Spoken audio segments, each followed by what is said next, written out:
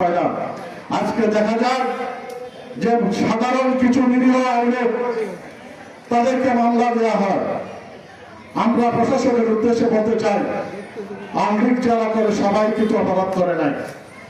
অনেক ভালো আওয়ামী লীগ রয়েছেন, আওয়ামী লীগের অনেকগুলো ভালো রয়েছে যারা কোনো দুর্নীতির সাথে জড়িত না, যারা কোনো সন্ত্রাসের সাথে জড়িত না, যারা কোনো অপবাদের সাথে অন্যায়ের সাথে জড়িত না।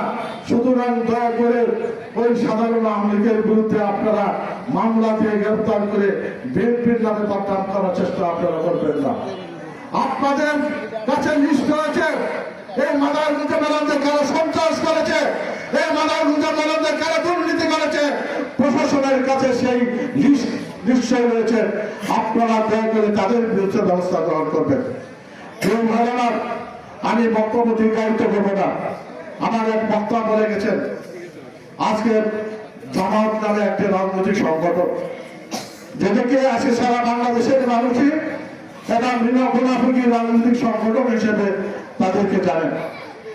তাদের চরিত্রই আসলে মুনাফিকি করা।